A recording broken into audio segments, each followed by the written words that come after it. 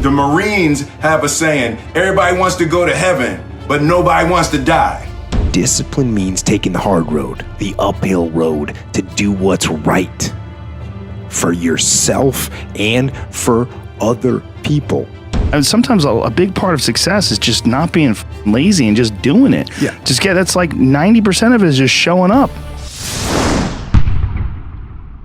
What's up, Believe Nation? It's Evan. My one word is believe, and I believe in you. I believe you have Michael Jordan level talent at something, and I want you to find it, embrace it, and use it to make a difference in the world. Now, I started the Believe Life series to try to tackle different topics outside of just hardcore business, and so to help you live your best Believe life, today we're going to look at the one thing that only 1% of people do. Enjoy.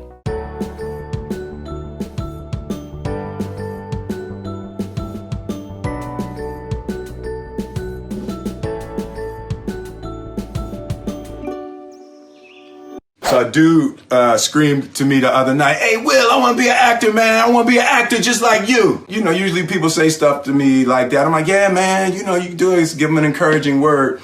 But I was just sitting here thinking, and it dawned on me, 99% of people that say stuff like that are not willing to do what it takes to make their dreams come true. The Marines have a saying, everybody wants to go to heaven, but nobody wants to die. And that's just real. At the center of bringing any dream into fruition is self-discipline. You know, something as simple as food and eating. It's not about your body as much as it is about your mind. It's getting command of your mind to be able to choose actions that are in your own best interest. Every day we are choosing shit that's not in our own best interest. Right? So if the world is attacking you and the world wants to fight you and the world's trying to hold you down, so you're going to kick yourself in the balls? So you're going to stop yourself from getting what you dream. Self-discipline is the center of all material success. You cannot win the war against the world if you can't win the war against your own mind. I always say that discipline is the root of all good qualities. But you have to absolutely apply it to things outside of just waking up early. It's everything. It's working out every day, making yourself stronger and faster and more flexible and healthier. Discipline is eating the right foods to fuel your system.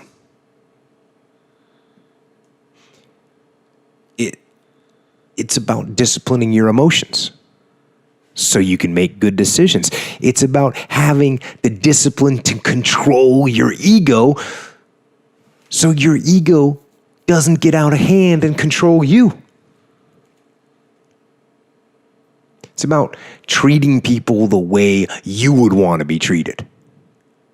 And doing the tasks that you don't necessarily want to do, but that you know will help you or help your team. It's about facing your fears. It takes discipline to face your fears so you can conquer them. And that's what discipline is. Discipline means taking the hard road, the uphill road, to do what's right for yourself and for other people.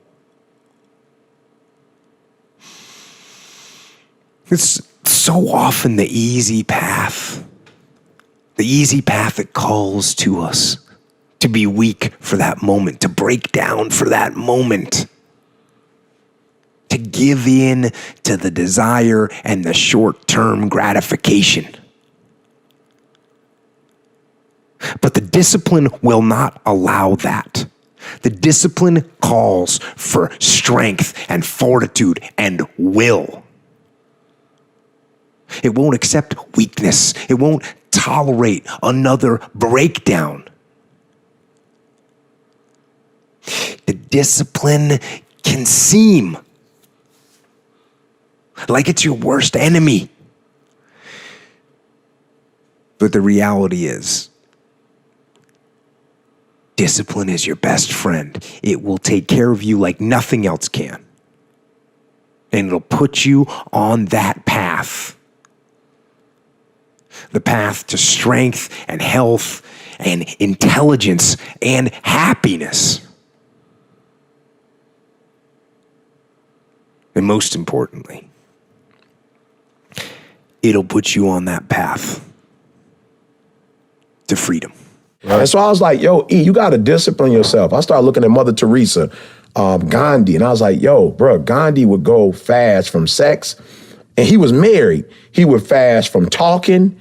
You know, I just started watching these great people and was like, yo, these people fast, and not about fasting, like that's not the piece, but they were very disciplined people. Mm-hmm. And they would not allow their exterior world to dominate or destroy their internal world. I just like, yo, I want to get to a place where I can control me. My family members have grown. I lost an uncle who cirrhosis of the liver, brilliant man, but just drinking. And I was like, yo, I do not want to. My father was a substance abuser for years. I was like, yo, I don't want a life where something else is controlling me. Mm-hmm. You know, like for real, when I left home and said, I don't want to be controlled no more, like I meant that. Like I don't want nothing to control me but me. And so I got to put myself under extreme discipline to make sure I'm free. So when people see me, you get up at 3, you don't drink, you don't smoke. I'm not doing that because I think I'm better than nobody else, or I think you're going to go to hell because you had a drink. I want to control, I want freedom. And for me, disciplining myself means more freedom. And the less you discipline yourself, people who, I told my son the other day, I was like, yo, son, I don't not want you to have fun.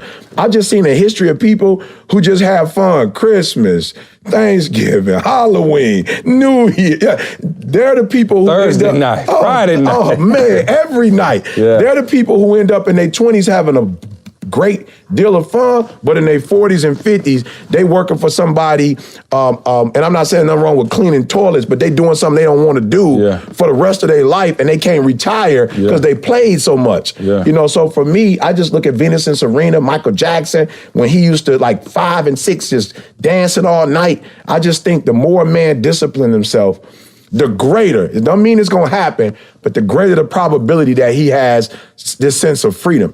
Well, I think the one thing that discipline definitely does help you with is it helps you get things done. And when you get things done, when you actually do things, you have more success. If you have more success, and sometimes a big part of success is just not being lazy and just doing it. Yeah. That's like 90% of it is just showing up. Get there and start working. Like, you're not going to feel perfect every day. If I only worked out when I felt good, I'd be a fat because there's a lot of days I don't want to do it. It's pretty much the same with everybody that actually gets good at something. That there's got to be those days you push through, and they're probably going to be more numerous than the days you don't. And so the benefit of discipline in my eyes has always been that through discipline I get things done. Yeah. I always say that I'm like the most lazy, disciplined person I know because I don't want to do it. Yeah, but I always do. The thing about self-discipline is that it is necessary for everything you do in your life. You have to be self-disciplined. If discipline comes from somewhere else, it's very, very hard to remain consistent because you tend to resist.